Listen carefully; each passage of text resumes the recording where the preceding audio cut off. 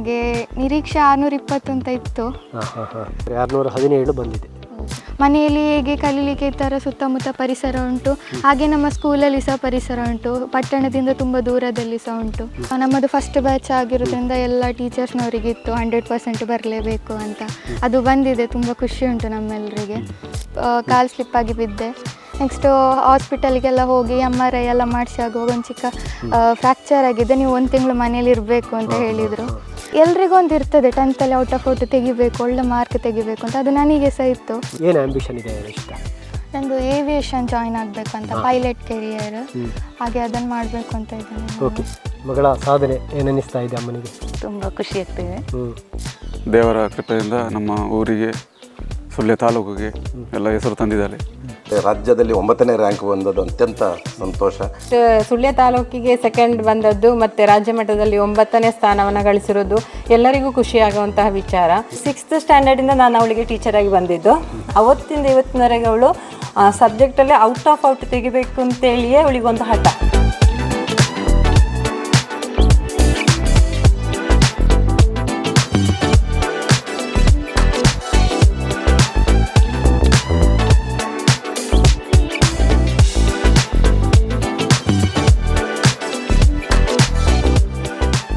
ಪ್ರಿಯ ವೀಕ್ಷಕರೇ ನಮಸ್ತೆ. SSLC ಪರೀಕ್ಷೆ ಎನ್ನುವಂಥದ್ದು ಶೈಕ್ಷಣಿಕ ಬದುಕಿನ ಪ್ರಮುಖವಾದಂಥ ಒಂದು ಮೈಲುಗಲ್ಲು. ಹಾಗಾಗಿ ವಿದ್ಯಾರ್ಥಿಗಳು ಕೂಡ ಸಾಕಷ್ಟು ಕನಸು, ನಿರೀಕ್ಷೆ ಇರ್ತದೆ. SSLC ಫಲಿತಾಂಶ ಪ್ರಕಟಗೊಂಡಿದೆ. 2025-26ನೇ ಸಾಲಿನ ಫಲಿತಾಂಶ. ವಿಶೇಷವಾಗಿ ನಮ್ಮ ಭಾಗದ ಅನೇಕ ವಿದ್ಯಾಸಂಸ್ಥೆಗಳು 100% ಸಾಧನೆಯನ್ನು ಮಾಡಿದೆ. ಉನ್ನತವಾದ ಅಂಕಗಳು ವಿದ್ಯಾರ್ಥಿಗಳಿಗೆ ಪ್ರಾಪ್ತ ಆಗಿದೆ. ವಿಶೇಷವೆಂದರೆ ಗೌಡ ಯುವ ಸೇವಾ ಸಂಘದ ವತಿಯಿಂದ ಪ್ರವರ್ತಿಸಲ್ಪಡುವಂತಹ ಗೌಡ ಸೋಷಿಯೋ ಎಜುಕೇಷನ್ ಫೌಂಡೇಶನ್ ವತಿಯಿಂದ ನಡೆಸ್ತಾ ಇರುವಂತಹ ಮಹಾತ್ಮ ಗಾಂಧಿ ಮಲ್ನಾಡ್ ಪ್ರೌಢಶಾಲೆ ಅಂದರೆ 10ನೇ ತರಗತಿ ವಿದ್ಯಾರ್ಥಿನಿ ರಿಷಿತಾ ಅವರು ಈ ಬಾರಿ ರಾಜ್ಯ ಮಟ್ಟದಲ್ಲಿ ಸಾಧನೆಯನ್ನು ಮಾಡಿದ್ದಾರೆ. ಈ ವಿದ್ಯಾಸಂಸ್ಥೆ ಬೆಳ್ಳಿ ಹಬ್ಬದ ಸಂಭ್ರಮದಲ್ಲಿದೆ. 25 ವರ್ಷಗಳು ಆಯಿತು ಇದು ಆರಂಭಗೊಂಡು. ವಿಶೇಷವಾಗಿ ಆಂಗ್ಲ ಮಾಧ್ಯಮದ ಫಸ್ಟ್ ಬ್ಯಾಚ್ ಕೂಡ SSLC ಬ್ಯಾಚ್.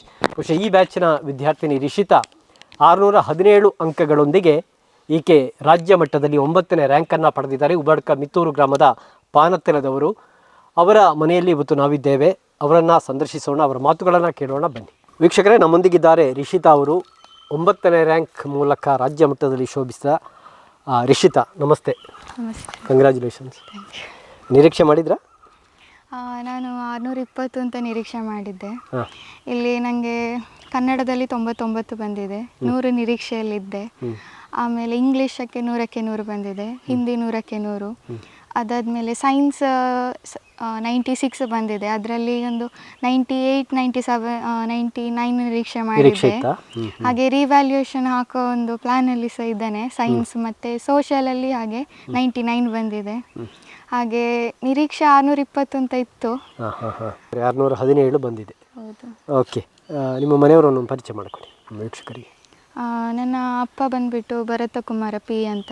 ಅವರು ಹೀಗೆ ಕೃಷಿ ಮಾಡಿ ನನ್ನನ್ನು ಸ್ಕೂಲಿಗೆ ಕಳಿಸಿದ್ದು.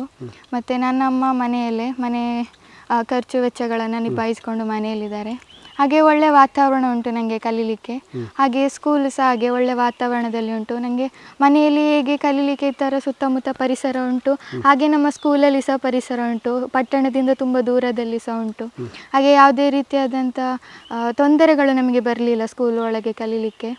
ಹಾಗೆ ಹೇಗೆ ಕಾಪರೇಟ್ ಮಾಡ್ತಾಯಿದ್ರು, ಸಹಕಾರ ಮಾಡ್ತಾಯಿದ್ರು ಮನೆಯಿಂದ ಮತ್ತು ಶಾಲೆಯಿಂದ? ಶಾಲೆಯಿಂದ ನಮ್ಮದು ಫಸ್ಟ್ ಬ್ಯಾಚ್ ಆಗಿರೋದ್ರಿಂದ ಎಲ್ಲ ಟೀಚರ್ಸ್ನವರಿಗಿತ್ತು 100% ಬರಲೇಬೇಕು ಅಂತ. ಅದು ಬಂದಿದೆ, ತುಂಬ ಖುಷಿ ಉಂಟು ನಮ್ಮೆಲ್ಲರಿಗೆ. ಹಾಗೆ ಇವಾಗ ನಮಗೆ ಪಾಠ ಎಲ್ಲ ನವಂಬರ್ ಒಳಗೆ ಕಂಪ್ಲೀಟ್ ಆಗಿತ್ತು. ಅದಾದಮೇಲೆ ರಿವಿಷನಿಗೆ ನಮಗೆ ತುಂಬ ಟೈಮ್ ಸಿಕ್ಕಿತ್ತು.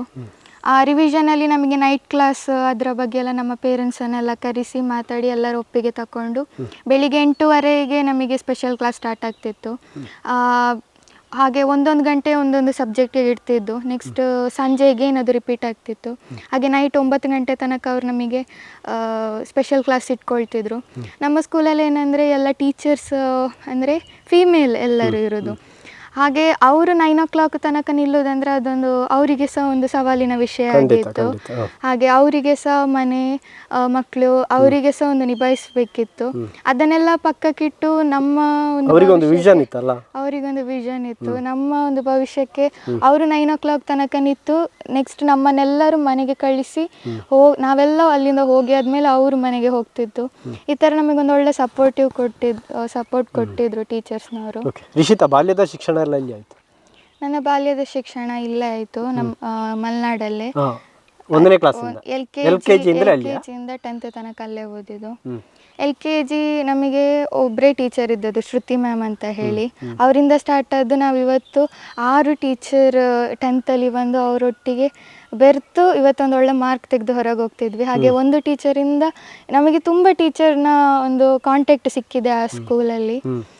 ಹಾಗೆ ಈ ಮಧ್ಯೆ 1 ತಿಂಗಳು ಅನಾರೋಗ್ಯದ ಕಾರಣಕ್ಕೆ ರಿಷಿತಾ ಸ್ಕೂಲ್ಗೆ ಹೋಗ್ಲಿಕ್ಕೆ ಆಗಲಿಲ್ಲ ಅನ್ನೊಂದು ಕೇಳಲ್ಪಟ್ಟೆ, ಹೌದಾ? ಹೌದು, ಅಂದರೆ ಅಕ್ಟೋಬರ್ ತಿಂಗಳಲ್ಲಿ ಇನ್ನೇನು ಅಥ್ಲೆಟಿಕ್ಸ್ ನೆಕ್ಸ್ಟ್ ವೀಕ್ ಇತ್ತು.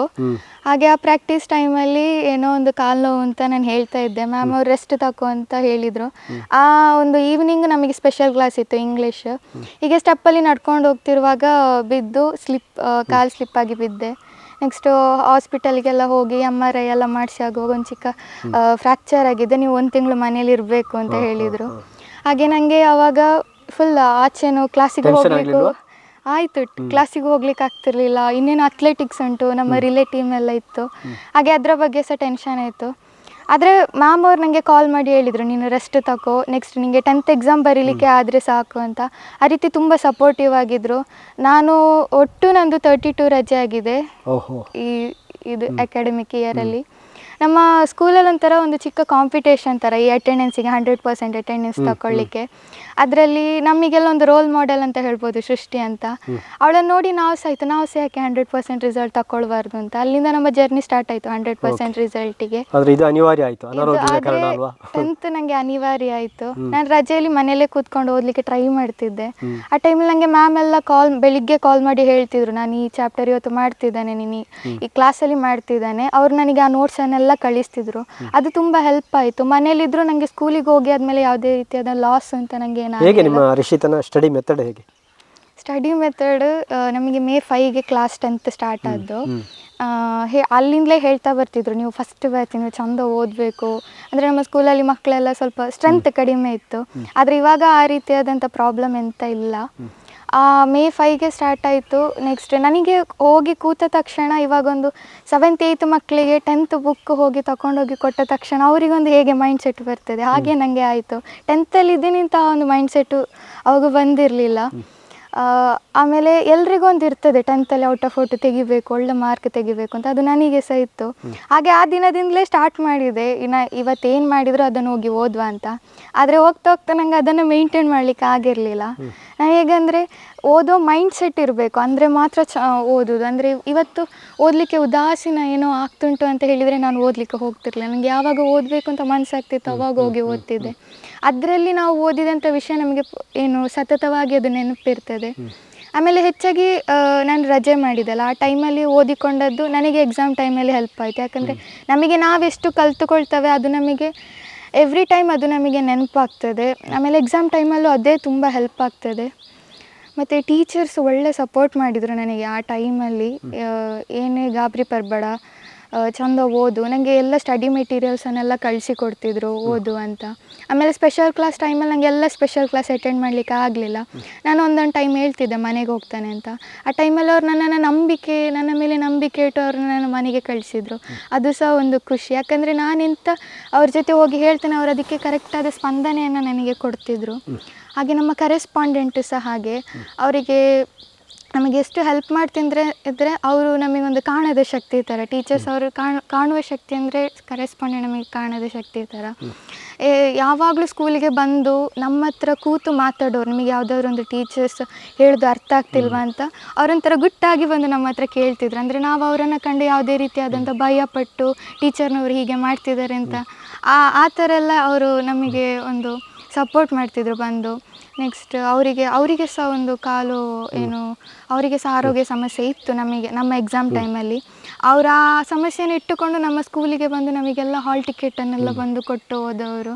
ಆ ಒಂದು ಅವರಿಗೆ ಹೆಲ್ತ್ ಇಶ್ಯೂಸ್ ಇದ್ದರೂ ಸಹ ಹಾಗೆ ತುಂಬ ಸಪೋರ್ಟ್ ಮಾಡಿದ್ದಾರೆ. ನೆಕ್ಸ್ಟ್ ಸ್ಪೋರ್ಟ್ಸ್ ಅಂತ ಬಂದರೆ ಅವರು ಅವರ ಕೆಲಸವನ್ನೆಲ್ಲ ಬಿಟ್ಟು ನಮ್ಮ ಸ್ಕೂಲ್ಗೆ ಬಂದು ಇಲ್ಲಿ ಈ ಥರ ಆಗ್ತುಂಟು, ನೀವು ಮಕ್ಕಳಿಗೆ ಹೋಗಿ ಅಂತ ನಮ್ಮನ್ನು ಪ್ರೋತ್ಸಾಹಿಸೋರು. ನೀವು ಸ್ಪೋರ್ಟ್ಸಲ್ಲಿ ಆ್ಯಕ್ಟಿವ್ ಆಗಿದ್ದೀರಾ ಅಂತಲ್ಲ? ಸ್ಪೋರ್ಟ್ಸ್ ಯಾವುದು ನಿಮ್ಮ ಈವೆಂಟ್ ಯಾವುದು? ನಂದು ಶಾರ್ಟ್ ಪುಟ್ ಅಂತ ಇತ್ತು. ಆದರೆ ನನಗೆ ಅದರಲ್ಲಿ ಹೆಚ್ಚು ಅದರ ಮೇಲೆ ಗಮನ ಕೊಡಲಿಕ್ಕೆ ನನಗೆ ಸಹ ಆಗಲಿಲ್ಲ. ಆದರೆ ನನಗೆ PT ಮ್ಯಾಮ್ ಎಲ್ಲ ನನಗೆ ಅದರ ಬಗ್ಗೆ ಎಲ್ಲ ಹೇಳಿಕೊಟ್ಟು, ನೀನು ಹೋಗು ಈ ಫೀಲ್ಡಿಗೆ ಅಂತೆಲ್ಲ. ಅದಕ್ಕೆ ಸಹ ಅಂದರೆ ಎಲ್ಲ ಫೀಲ್ಡಲ್ಲಿ ಇರಬೇಕು, ಎಲ್ಲ ಚಟುವಟಿಕೆಗಳಲ್ಲಿ ಪಾಲ್ಗೊಳ್ಬೇಕು ಅಂತ ಹೇಳಿ ಪ್ರೋತ್ಸಾಹಿಸ್ತಿದ್ರು ನನ್ನನ್ನು. ಓಕೆ, ಬೇರೆ ಆ್ಯಕ್ಟಿವಿಟೀಸು? ಬೇರೆ ಪತ್ರಿಕಾ ದಿನಾಚರಣೆಯಲ್ಲಿ ಆದ ಪ್ರಬಂಧ ಸ್ಪರ್ಧೆಯಲ್ಲಿ ನಾನು ಪಾರ್ಟಿಸಿಪೇಟ್ ಮಾಡಿದ್ದೆ. ನನಗೆ ಫಸ್ಟ್ ಪ್ರೈಸ್ ಬಂದಿತ್ತು. ಸ್ಪೀಚ್ ಮಾಡ್ತೀರಾ? ಸ್ಪೀಚ್ ಮಾಡ್ತಾನೆ, ಆಶುಭಾಷಣ ಮಾಡ್ತಾನೆ ನಾನು. ಓಕೆ. ಪ್ರತಿಭಾ ಕಾರಂಜಿಯಲ್ಲಿ ಸಹ ನನಗೆ ಆಶುಭಾಷಣ ಹಾಗೆ ಹಿಂದಿ ಭಾಷಣದಲ್ಲಿ ಪ್ರೈಸ್ ಬಂದಿತ್ತು. ಬಹುಮುಖ ಪ್ರತಿಭೆ ರಿಷಿತಾ.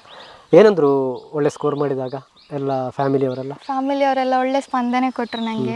ಅಂದರೆ ಎಲ್ಲರೂ ವಿಶಸ್ ಕಳಿಸೋದಾಗಿರ್ಬೋದು, ಆ ದಿನ ಫೋನ್ ಎಲ್ಲ ರಿಲೇಟಿವ್ಸು ಫೋನ್ ಮಾಡಿ ವಿಶಸ್ ಕಳಿಸ್ತಿದ್ರು. ಅದು ತುಂಬ ಖುಷಿ ಆಯಿತು. ಯಾಕಂದರೆ ಎಲ್ಲೋ ಒಬ್ಳು ಇದ್ದಾಳೆ ರೆಕಗ್ನೈಸ್ ಮಾಡಿ ಅವರನ್ನು ಒಂದು ಪ್ರೋತ್ಸಾಹಿಸುವ ಮನೋಭಾವನೆ ನಮ್ಮೆಲ್ಲರ ರಿಲೇಟಿವ್ಸಿಗಿತ್ತು. ಹಾಗೆ ಅವರೆಲ್ಲ ಕಾಲ್ ಮಾಡಿ ವಿಶಸನ್ನೆಲ್ಲ ತಿಳಿಸಿದ್ರು ನಮಗೆ. ಓಕೆ. ತೋಟಕ್ಕೆಲ್ಲ ಹೋಗ್ತೀರಾ? ತೋಟಕ್ಕೆ ಸ್ಕೂಲ್ ಟೈಮಲ್ಲಿ ಹೋಗ್ತಿರ್ಲಿಲ್ಲ, ಆದರೆ ವೆಕೇಷನ್ಸ್ ಟೈಮಲ್ಲಿ ಮನೇಲಿ ಏನು ಮಾಡೋದು ಹೋಗ್ತಿದ್ದೆ. ಹಾಗೆ ಮನೇಲಿ ಸಹ ಹಾಗೆ ನನಗೆ ಯಾವುದೇ ಒಂದು ಕೆಲಸ ಸಹ ಕೊಡ್ತಿರ್ಲಿಲ್ಲ, ನೀನು ಓದು ಅಂತ ಹೇಳ್ತಿದ್ರು. ಎಲ್ಲ ಪೇರೆಂಟ್ಸು ಮಕ್ಕಳು ಮೊಬೈಲ್ ಮುಟ್ಟಿದ ತಕ್ಷಣ ನೀನು ಯಾಕೆ ಫೋನ್ ಮುಟ್ತಿದ್ದಿ, ಫೋನ್ ಮುಟ್ಟಬಾರ್ದು ಅಂತ ಹೇಳ್ತಾರೆ. ಆದರೆ ನನ್ನ ಪೇರೆಂಟ್ಸ್ ಅದಕ್ಕೆ ಅಪೋಸಿಟ್, ನನ್ನ ಎಷ್ಟೊತ್ತಿಗೂ ಫೋನ್ ಕೇಳಿದ್ರು ಕೊಡ್ತಿದ್ರು. ಸ್ಕೂಲ್ ಟೈಮಲ್ಲಿ ಫುಲ್ ನನ್ನ ಹತ್ರನೇ ಫೋನ್ ಇರ್ತಿತ್ತು. ಸ್ಕೂಲ್ ಬಂದು ಹಿಡಿತಿದ್ದವಳು ನೈಟ್ 2 o'clock ತನಕ ಫೋನಲ್ಲೇ ಇರ್ತಿದ್ದೆ ನಾನು. ಅದು ಯಾವುದೇ ರೀತಿ ನನಗೆ ಅದಕ್ಕೆ ಅವರು ಅಡೆತಡೆ ಉಂಟು ಮಾಡೋ ಹಾಗೆ ಮಾಡಲಿಲ್ಲ. ಒಳ್ಳೆ ವಾತಾವರಣ ಕೊಟ್ಟು. ಶೈಕ್ಷಣಿಕ ಬದುಕಿನಲ್ಲಿ ಒಂದು ಮಹತ್ವದ ಮೈಲುಗನ್ನನ್ನು ದಾಟಿ ಮುನ್ನಡೆಯುತ್ತಾ ಇದ್ದೀರಿ ಸಾಧನೆಯೊಂದಿಗೆ. ಏನು ಆಂಬಿಷನ್ ಇದೆ ರಿಷಿತಾ? ನಂದು ಏವಿಯೇಷನ್ ಜಾಯಿನ್ ಆಗಬೇಕು ಅಂತ, ಪೈಲಟ್ ಕೆರಿಯರ್, ಹಾಗೆ ಅದನ್ನು ಮಾಡಬೇಕು ಅಂತ ಇದ್ದೇನೆ. ಓಕೆ, ಪೈಲಟ್ ಆಗುವ ಆಸೆ? ಹೌದು. ಓಕೆ, ಒಳ್ಳೆಯದಾಗಲಿ. Thank you sir. ಗ್ರಾಮೀಣ ಪ್ರದೇಶದ ಹುಡುಗಿ ಇವತ್ತು ರಾಜ್ಯ ಮಟ್ಟದಲ್ಲಿ ಅತ್ಯುತ್ತಮವಾದ ಸಾಧನೆಯನ್ನು ಮಾಡಿದ್ದಾರೆ. ಸಹಜವಾಗಿ ಪೋಷಕರಿಗೂ ಕೂಡ ಖುಷಿಯಾಗುತ್ತೆ. ನಮ್ಮೊಂದಿಗೆ ತಂದೆ ರಿಷಿತಾ ಅವರ ತಂದೆ ಭರತ್ ಪಾನತಿಲ್ ಅವರು, ಅದೇ ರೀತಿ ತಾಯಿ ಜಯಶೀಲ ಅವರು ನಮ್ಮ ಜೊತೆ ಇದ್ದಾರೆ. ಮಗಳ ಸಾಧನೆ ಏನನ್ನಿಸ್ತಾ ಇದೆ ಅಮ್ಮನಿಗೆ? ತುಂಬ ಖುಷಿ ಆಗ್ತಿದೆ. ತುಂಬ ದೊಡ್ಡ ಸಾಧನೆ ಮಾಡಿದ್ದಾಳೆ ಅಂತ ತುಂಬ ನಿರೀಕ್ಷೆ ಮಾಡಿದ್ರಾ? ನಿರೀಕ್ಷೆ ಇತ್ತು, ಜಾಸ್ತಿನೇ ಇತ್ತು. ಅಂದರೆ ಪರವಾಗಿಲ್ಲ. ಹೇಗಿರ್ತಾರೆ ಮನೆಯಲ್ಲಿ ರಿಷಿತಾ? ಮನೇಲಿ ಪರವಾಗಿಲ್ಲ, ಅವಳ ಪಾಠ ಪ್ರವಚನಗಳೇ ಇರ್ತಾಳೆ. ತೊಂದರೆ ಎಲ್ಲ ಕೆಲಸ ಕಾರ್ಯಗಳಲ್ಲೂ ಸಹ ಹೆಲ್ಪ್ ಮಾಡ್ತಾ ಇರ್ತಾಳೆ. ಓಕೆ. ಬಹುಶಃ ಒಂದು ತಿಂಗಳು ಸ್ಕೂಲಿಗೆ ಹೋಗ್ಲಿಕ್ಕೆ ಆಗಲಿಲ್ಲ, ಆದರೂ ಇಂಥ ಒಂದು ಸಾಧನೆ ಮಾಡಿದ್ದು ಗ್ರೇಟ್ ಅನ್ಸಲ್ಲ? ಹೌದು ಸರ್. ಆದರೂ ಅವಳು ಮನೇಲಿ ಆನ್ಲೈನ್ ಕ್ಲಾಸ್ ನೋಡ್ತಾ ಅಥವಾ ಟೀಚರ್ ಹತ್ರ ಅವಳಿಗೆ ಬೇಕಾದ ಹೆಲ್ಪ್ ಎಲ್ಲ ಕೇಳ್ತಾ ಮಾಡ್ತಾ ಇದ್ಲು, ತೊಂದರೆ ಇಲ್ಲ. ಹಾಗೆ. ಭರತಣ್ಣ ನಮಸ್ತೆ. ನಮಸ್ತೆ. ಅಭಿನಂದನೆಗಳು ಕೂಡ. ಏನನ್ನಿಸ್ತಾ ಇದೆ ಮಗಳ ಸಾಧನೆ ಬಗ್ಗೆ? ಭಾಳ ಸಂತೋಷ. ನಮ್ಮ ದೈವಾನುಗ್ರಹದಿಂದ, ದೇವರ ಕೃಪೆಯಿಂದ ನಮ್ಮ ಊರಿಗೆ, ಸುಳ್ಯ ತಾಲೂಕಿಗೆ ಎಲ್ಲ ಹೆಸರು ತಂದಿದ್ದಾರೆ. ಹಾಗೆ ನಮ್ಮ ಕುಟುಂಬಕ್ಕೆ ಒಂದು ಹೆಸರು, ಶಾಲೆಗೂ ಒಂದು ಹೆಸರು. ತುಂಬ ಹಾರ್ಡ್ ವರ್ಕ್ ಮಾಡ್ತಾ ಇದ್ರ ಅಂತಲ್ಲ? ಹೌದು. ಕಲಿಕೆಯಲ್ಲಿಯೂ ಕೂಡ ಅಲ್ವಾ? ಕಲಿಕೆಯಲ್ಲಿ ಯಾರು ತುಂಬ ಕಷ್ಟದಿಂದ. ಹೌದು. ನಮಗೆ ಶಾಲೆಗೆ ಹೋಗಲಿಕ್ಕೆ ಆಗಲಿಲ್ಲ ವಿದ್ಯಾಭ್ಯಾಸಕ್ಕೆ. ಹಾಗೆ ನಮಗೆ ಒಂದು ಮನಸ್ಸಿತ್ತು, ಶಾಲೆಗೆ ಹೋಗಿ ಎಲ್ಲ ವಿದ್ಯಾಭ್ಯಾಸಗಳು ಕಲಿಬೇಕು ಅನ್ನೋ ಒಂದು ಸಣ್ಣದಲ್ಲಿ ಮನಸ್ಸಿತ್ತು. ಆ ಮನಸ್ಸು ದೇವರ ದಯೆಯಿಂದ ಮಗಳಿಗೆ ಬಂದಿದೆ, ಅದೊಂದು ಸಂತೋಷ. ಒಳ್ಳೆ ಗುರಿಯನ್ನು ಇಟ್ಕೊಂಡಿದ್ದಾಳೆ, ಪೈಲಟ್ ಆಗಬೇಕಂತ. ಹೌದು. ಸಪೋರ್ಟ್ ಮಾಡ್ತೀರಲ್ಲ? ಸಪೋರ್ಟ್ ಮಾಡ್ತೇವೆ. ರಿಷಿತಾ ತಂಗಿ ಕೂಡ ನಮ್ಮ ಜೊತೆಗೆ. ಹೇಗಮ್ಮ ಹೆಸರು? ಹಂಶಿತ. ಯಾವ ಸ್ಕೂಲು? MGM. ಓಕೆ. ಅಕ್ಕ ಸಾಧನೆ ಮಾಡಿದ್ದಾರೆ, ಖುಷಿ ಅಲ್ಲ? ಓಕೆ. ನೀನು ಕೂಡ ಅಕ್ಕನಾಗೆ ಆಗ್ತೀಯಲ್ಲ? Okay, very good. ನಮ್ಮೊಂದಿಗೆ ವಿದ್ಯಾಸಂಸ್ಥೆಯ ಪ್ರಸ್ತುತ ಸಂಚಾಲಕರು, ಕಳೆದ 4 ವರ್ಷಗಳಿಂದ ಸಂಚಾಲಕರಾಗಿರುವಂಥ ದೊಡ್ಡಣ್ಣ ಬರೆಮೇಲು ಇವರಿದ್ದಾರೆ. ಶಿಕ್ಷಣ ಕ್ಷೇತ್ರದಲ್ಲಿ ಸುದೀರ್ಘ ವರ್ಷಗಳ ಕಾಲ ದೈಹಿಕ ಶಿಕ್ಷಕರಾಗಿ, ಆ ಬಳಿಕ ಮುಖ್ಯ ಶಿಕ್ಷಕರಾಗಿ ಕೂಡ ನಿವೃತ್ತಿಯನ್ನು ಹೊಂದಿದವರು. ಸರ್ ನಮಸ್ತೆ. ನಮಸ್ತೆ. ಅಭಿನಂದನೆಗಳು. Thank you sir. ಬಹುಶಃ ಮಾತಾಡ್ತಾ ಇದ್ವಿ ಈಗಾಗಲೇ, ಬೆಳ್ಳಿ ಹಬ್ಬದ ಹೊತ್ತು ಮತ್ತು ಇದು ಫಸ್ಟ್ ಬ್ಯಾಚ್, ಹಾಗಾಗಿ ಈ ವರ್ಷದ ಒಂದು ರಾಜ್ಯ ಮಟ್ಟದ ಸಾಧನೆ ತುಂಬ ಖುಷಿ ಅನಿಸಿರ್ಬೇಕಲ್ಲ? ಹೌದೌದು, ಖಂಡಿತ ಖುಷಿ ಅನ್ನಿಸಿದೆ. ನಾವು 2021ರಲ್ಲಿ 6th ಸ್ಟ್ಯಾಂಡರ್ಡ್ ಇದ್ದಾಗ, ಆಗ ಸ್ವಲ್ಪ ಮಕ್ಕಳ ಸಂತು ಕೂಡ ಕಡಿಮೆ ಇತ್ತು. ಕೇವಲ 48 ಮಕ್ಕಳಿದ್ದರು. ನಾನು ರಿಟೈರ್ಡ್ ಆದಾಗ ಸೆಪ್ಟೆಂಬರ್ ತಿಂಗಳಲ್ಲಿ ಮಹಾಸಭೆ ನಡೆದಾಗ ಅಲ್ಲಿ ನಾನು ಸಂಚಾಲಕನಾಗಬೇಕು ಅಂತ, ಮುಖ್ಯವಾಗಿ ನಿತ್ಯಾನಂದ ಮುಂಡೋಡಿ ಅವರೊಂದು ಪ್ರೇರಣೆ ಅದು. ಅವರು ನೀವೇ ಆಗಬೇಕು ಅಂತ. ನಾನು ಆಗೋದಿಲ್ಲ, ಯಾಕಂದರೆ ರಿಟೈರ್ಡ್ ನಿವೃತ್ತರಾದ ನಂತರ ನಮಗೆ ಸ್ವಲ್ಪ ಆರಾಮಾಗಿರುವ 34 ವರ್ಷ ದೈಹಿಕ ಶಿಕ್ಷಕನಾಗಿ ಮುಖ್ಯ ಶಿಕ್ಷಕನಾಗಿ ಕೆಲಸ ಮಾಡಿ ಸ್ವಲ್ಪ ಟಯರ್ಡ್ ಆಗಿದ್ದೆವು ಒಂದು ಲೆಕ್ಕದಲ್ಲಿ. ಆಗ ಬೇಡ ಅಂತ ಬೇರೆ ಶಿಕ್ಷಣ ಸಂಸ್ಥೆಯವರು ಕೂಡ ನನ್ನನ್ನು ಮಾರ್ಗದರ್ಶಕರಾಗಿ ದೈಹಿಕ ಶಿಕ್ಷಣ ಕ್ಷೇತ್ರಕ್ಕೆ ಬನ್ನಿ ಅಂತ ಕರೆದಾಗಲೂ ಹೋಗಲಿಲ್ಲ ನಾನು. ಈ ಸಂದರ್ಭದಲ್ಲಿ ಮತ್ತೆ ನಿತ್ಯಾನಂದ ಮುಂಡೋಡಿ ಅವರ ಒಂದು ಒತ್ತಾಯದ ಮೇರೆಗೆ ಬಹುಶಃ ನಾನು ಸಂಚಾಲಕನಾಗಿ ಸೇರಿ ಬಹುಶಃ ಇವತ್ತು 48 ವಿದ್ಯಾರ್ಥಿಗಳಿದ್ದದ್ದು ಈ ಸಂಸ್ಥೆಗೆ 311 ವಿದ್ಯಾರ್ಥಿಗಳನ್ನು ಇವತ್ತು ದಾಖಲಾತಿಕೊಂಡು ಒಂದು ಅತ್ಯುತ್ತಮ ಶಿಕ್ಷಣ ಸಂಸ್ಥೆಯಾಗಿ ರೂಪುಗೊಳ್ತಾ ಇದೆ ಅಂತ ಹೇಳಿ. ಜೊತೆಗೆ ಬಹುಶಃ ರಿಷಿತಾ ಎನ್ನುವಂಥ ಪ್ರತಿಭಾನ್ವಿತ ವಿದ್ಯಾರ್ಥಿ 9ನೇ ರ್ಯಾಂಕನ್ನು ಪಡೆದಿರುವಂಥದ್ದು. ನಮಗೆ ಬಗ್ಗೆ ಹೇಳುವುದಾದ್ರೆ ರಿಷಿತಾ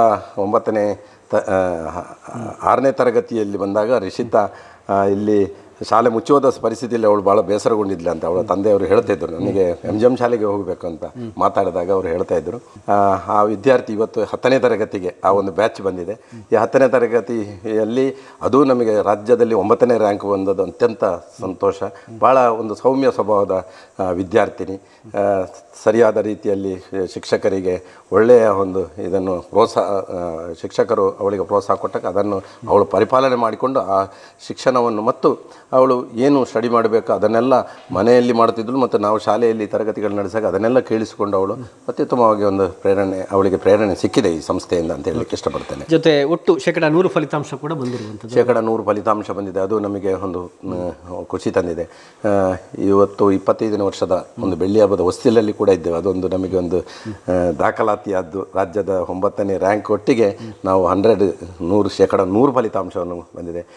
3 ವಿದ್ಯಾರ್ಥಿಗಳು ಡಿಸ್ಟಿಂಕ್ಷನಲ್ಲಿ, 9 ವಿದ್ಯಾರ್ಥಿಗಳು ಪ್ರಥಮ ಶ್ರೇಣಿಯಲ್ಲಿ, 2 ವಿದ್ಯಾರ್ಥಿಗಳು ದ್ವಿತೀಯ ಶ್ರೇಣಿಯಲ್ಲಿ ಬಂದದ್ದು ನಮಗೆ ಭಾಳ ಸಂತೋಷ ತಂದಿದೆ. ಉತ್ತಮವಾದಂಥ ಒಂದು ಕಲಿಕೆಗೆ ಉತ್ತಮವಾದಂಥ ವಾತಾವರಣ ಇದೆ ನಮ್ಮಲ್ಲಿ. ವಿಶಾಲವಾದ ಗ್ರೌಂಡ್ ಇದೆ, ಕಟ್ಟಡಗಳು ಇದೆ, ಕ್ಲಾಸ್ ರೂಮ್ಗಳು ಇದೆ, ಉತ್ತಮವಾದಂಥ ಶಿಕ್ಷಕರನ್ನು ಬಹುಶಃ ಅತ್ಯುತ್ತಮ ಶಿಕ್ಷಣ ನೀಡಿದ್ದಾರೆ. ನಮ್ಮ ಶಿಕ್ಷಕರು ಭಾಳಷ್ಟು ಪ್ರಯತ್ನ ಪಟ್ಟಿದ್ದಾರೆ. ನಾವು 4 ಗಂಟೆಗೆ ತರಗತಿ ಮುಗಿದರೂ ನಾವು ರಾತ್ರಿ 9 ಗಂಟೆವರೆಗೆ ವಿದ್ಯಾರ್ಥಿಗಳಿಗೆ ಪಾಠವನ್ನು ಮಾಡುವಂಥ ಒಂದು ಇದನ್ನು ಹೇಳಿದಾಗ ಭಾಳ ಸಂತೋಷ ಅಂದೊಪ್ಪಿ ಬಹುಶಃ ಅವರಿಗೂ ಕೂಡ ಒಂದು ಪ್ರೇರಣೆ ಸಿಕ್ಕಿದಾಗೆ ಆಗಿದೆ. ಅದರಿಂದಾಗಿ ನಾವು ಇಲ್ಲಿ ಅತ್ಯುತ್ತಮ ಫಲಿತಾಂಶವನ್ನು ದಾಖಲಿಸಲಿಕ್ಕೆ ಕಾರಣ ಆಯಿತು. 100% ಫಲಿತಾಂಶದ ಜೊತೆಗೆ ರಾಜ್ಯ ಮಟ್ಟದಲ್ಲಿ 9ನೇ ರ್ಯಾಂಕನ್ನು ಈ ಮಹಾತ್ಮ ಗಾಂಧಿ ಮಲ್ನಾಡ್ ಪ್ರೌಢಶಾಲೆ ಪಡೆದುಕೊಂಡಿರುವಂಥದ್ದು. ಸಹಜವಾಗಿ ಇಲ್ಲಿನ ಶಿಕ್ಷಕರು ಕೂಡ ಖುಷಿಯಲ್ಲಿದ್ದಾರೆ. ನಮ್ಮೊಂದಿಗೆ ಮುಖ್ಯ ಶಿಕ್ಷಕಿ ವಿಜಯಲಕ್ಷ್ಮಿ ಮ್ಯಾಮ್ ಇದ್ದಾರೆ. ಅದೇ ರೀತಿಯಲ್ಲಿ ಎಲ್ಲ ಶಿಕ್ಷಕರು ಕೂಡ ನಮ್ಮ ಜೊತೆಗಿದ್ದಾರೆ. ಮೇಡಮ್, ರಿಷಿತಾ ರಾಜ್ಯ ಮಟ್ಟದಲ್ಲಿ ಸಾಧನೆ ಮಾಡಿರುವಂಥದ್ದು, ಗ್ರಾಮೀಣ ಪ್ರದೇಶದ ಹುಡುಗಿ, ಈಗಾಗಲೇ ಬೆಳ್ಳಿ ಹಬ್ಬದ ಒಂದು ವರ್ಷ, ಪ್ರಥಮ ಬ್ಯಾಚ್, ಹಾಗಾಗಿ ಏನು ಅನ್ನಿಸ್ತಾ ಇದೆ? ಅಂದರೆ ತುಂಬ ಖುಷಿ ಆಗ್ತಾ ಇದೆ. ಅಂದರೆ ನಮ್ಮದು 10th ಫಸ್ಟ್ ಬ್ಯಾಚ್ ಸುಳ್ಯ ತಾಲೂಕಲ್ಲಿ, ಹಾಗಾಗಿ ಫಸ್ಟ್ ಸುಳ್ಯ ತಾಲೂಕಿಗೆ ಸೆಕೆಂಡ್ ಬಂದದ್ದು ಮತ್ತು ರಾಜ್ಯ ಮಟ್ಟದಲ್ಲಿ 9ನೇ ಸ್ಥಾನವನ್ನು ಗಳಿಸಿರೋದು ಎಲ್ಲರಿಗೂ ಖುಷಿಯಾಗುವಂತಹ ವಿಚಾರ. ಈ ಹಿನ್ನಡೆಯಲ್ಲಿ ಅಂತ ಹೇಳಿದ್ರೆ ಶಿಕ್ಷಕರಿಂದ ಆಗಿರ್ಬೋದು ಅಥವಾ ಆಡಳಿತ ಮಂಡಳಿ ಆಗಿರ್ಬೋದು ಮತ್ತು ಪೋಷಕರು ಕೂಡ ನಮಗೆ ಒಳ್ಳೆ ರೀತಿಯಲ್ಲಿ ಸಹಕಾರ ಮಾಡಿದ್ದಾರೆ.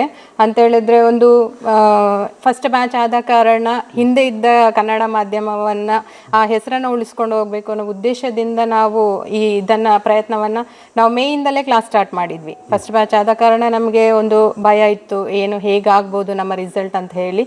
ಯಾಕಂದರೆ ಈ ಬ್ಯಾಚ್ ಹೊರಗಡೆ ಹೋಗ್ತಾ ಇದ್ದಾಗೆ ನಮಗೆ ನೆಕ್ಸ್ಟ್ ಮಕ್ಕಳ ಸಂಖ್ಯೆ ಹೆಚ್ಚಾಗುವಂಥದ್ದು. ಆ ಉದ್ದೇಶದಿಂದ ನಾವು ಮೇಯಲ್ಲೇ ನಾವು ಕ್ಲಾಸ್ ಸ್ಟಾರ್ಟ್ ಮಾಡಿದ್ವಿ. ಎಲ್ಲ ಶಿಕ್ಷಕ ವೃಂದದವರು ಕೂಡ ನಮಗೆ ಸಹಕಾರವನ್ನು ಕೊಟ್ಟಿದ್ದಾರೆ. ಶಿಕ್ಷಕ ಮತ್ತು ಶಿಕ್ಷಕೇತರ ವೃಂದದವರು ಕೂಡ ಪ್ರತಿಯೊಂದು ವಿಚಾರದಲ್ಲಿ ಸಹಕಾರವನ್ನು ನೀಡಿದ್ದಾರೆ. ಅದೇ ರೀತಿಯಲ್ಲಿ ಸಂಚಾಲಕರು ಕೂಡ, ಅಂದರೆ ಬರೀ ಏನು ಅಂತ ಹೇಳಿದ್ರೆ ಆಯಿತು ಶಾಲೆ ಮಾತ್ರ ಅಂತ ಹೇಳಿದ್ರೆ ಶಾಲೆ ಒಂದು ಇಂಪ್ರೂವ್ಮೆಂಟಿಗೋಸ್ಕರ ಅವರು ಪ್ರತಿಯೊಂದು ವಿಚಾರದಲ್ಲಿ ಮಕ್ಕಳ ಕಲಿಕೆಯಲ್ಲಿ ಹೇಗಿದ್ದಾರೆ, ಯಾವ ವಿಚಾರದಲ್ಲಿ ಹಿಂದೆ ಇದ್ದಾರೆ, ಪ್ರತ್ಯೇಕವಾಗಿ ಪ್ರತಿ ಮಕ್ಕಳನ್ನು ಅವರು ವಿಚಾರ ಮಾಡ್ತಕ್ಕಂಥದ್ದು ಕೂಡ ಒಂದು ಇದರಲ್ಲಿ ವಿಶೇಷ ಅಂತ ಹೇಳ್ಬೋದು ನಮ್ಮ ಶಾಲೆಯಲ್ಲಿ.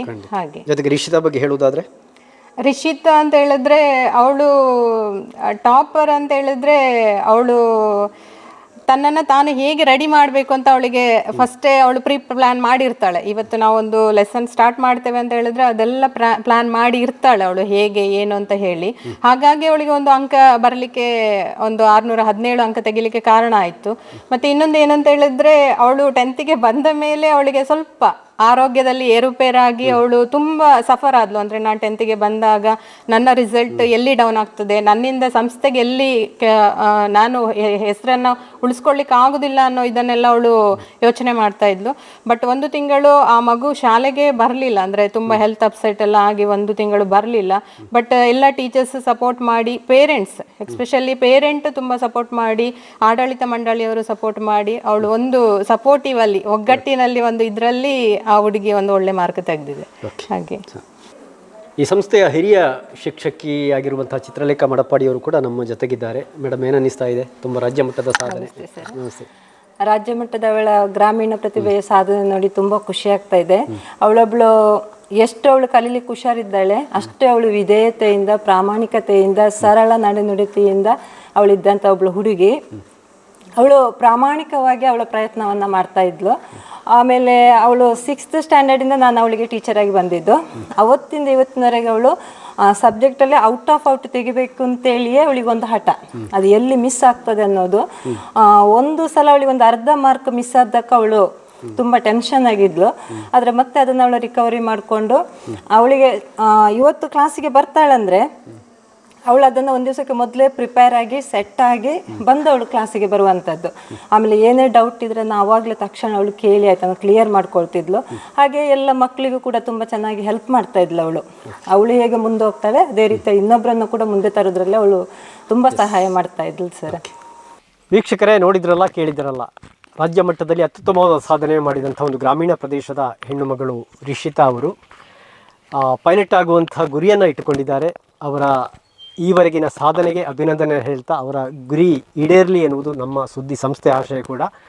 ಈ ಒಂದು ಪಾನತಿಲದ ಮನೆಯಿಂದ ಕ್ಯಾಮರಾ ಪರ್ಸನ್ ಕೌಶಿಕ್ ರಾಮ್ ಬಳ್ಳಕ್ಕ, ಸುದ್ದಿ ಬಳಗದ ಕರುಣಾಕರ ಕೆಮ್ಮಾರ್ ಜೊತೆ ನಾನು ದುರ್ಗಾಕುಮಾರ್ ನಾಯಕರೇ, ಸುದ್ದಿ ನ್ಯೂಸ್ ಸುಳ್ಯ.